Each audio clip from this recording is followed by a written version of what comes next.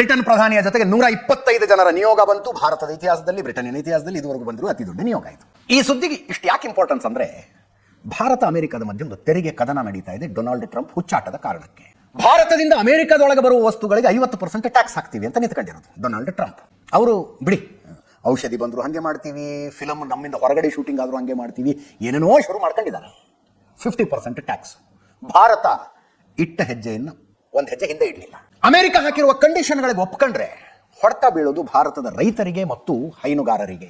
America mass production ಮಾಡುತ್ತೆ dairy ಉತ್ಪನ್ನಗಳನ್ನು, ಅದನ್ನು ತಂದು ನಮ್ಮ ದೇಶದಲ್ಲಿ ಡಂಪ್ ಮಾಡಬೇಕು ಅನ್ಕೊಂಡಿದ್ದಾರೆ. ಅದನ್ನು ಟ್ಯಾಕ್ಸ್ ಕಡಿಮೆ ಮಾಡಿ ಅಂತ.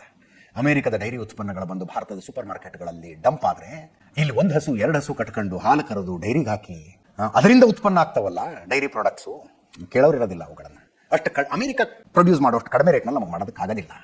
ಇಲ್ಲಿ ಸಿಸ್ಟಮೇ ಬೇರೆ, ಅಲ್ಲಿ ಸಿಸ್ಟಮೇ ಬೇರೆ. ಯಾವಾಗ ತಾವು ಹಾಕಿದ 50% ತೆರಿಗೆಗೆ ಭಾರತ ಮಣಿಯಲಿಲ್ಲವೋ ಆಗ ಅಮೆರಿಕ ಯುರೋಪಿಯನ್ ಯೂನಿಯನ್ಗೆ ಒಂದು ಕರೆ ಕೊಡ್ತು, ಭಾರತದಿಂದ ನೀವು ತರಿಸಿಕೊಳ್ಳುವ ವಸ್ತುಗಳಿಗೆ 100% ಟ್ಯಾಕ್ಸ್ ಹಾಕಿ ಅಂತ.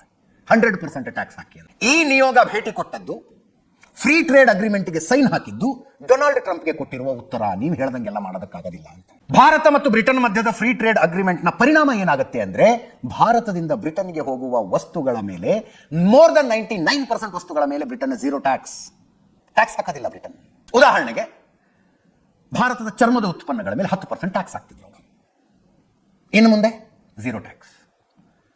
ಆ 10% ಟ್ಯಾಕ್ಸಿನ ಉಳಿತಾಯ ಬ್ರಿಟನ್ನಲ್ಲಿ ಭಾರತದ ವಸ್ತುಗಳನ್ನು ಖರೀದಿ ಮಾಡುವ ಗ್ರಾಹಕರಿಗಾಗುತ್ತೆ.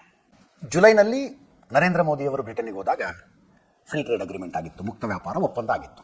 ಅದರ ಮುಂದುವರಿದ ಭಾಗ ಆಯಿತು. ಭಾರತಕ್ಕೆ ಏನು ಸಹಾಯ? ನಾನು ಹೇಳಿದೆ, ಭಾರತದಿಂದ ಬ್ರಿಟನ್ಗೆ ಹೋಗುವ ವಸ್ತುಗಳ ಪೈಕಿ 99% ವಸ್ತುಗಳಿಗೆ 0 ಟ್ಯಾಕ್ಸ್ ಆಗುತ್ತೆ ಅಂತ. ಬ್ರಿಟನ್ ಯಾವುದೇ ಟ್ಯಾಕ್ಸ್ ತಗೊಳ್ಳೋದಿಲ್ಲ, ಹಂಗೆ ತಮ್ಮ ಮಾರ್ಕೆಟ್ ಒಳಗೆ ಬಿಟ್ಕೊಳ್ಳುತ್ತೆ.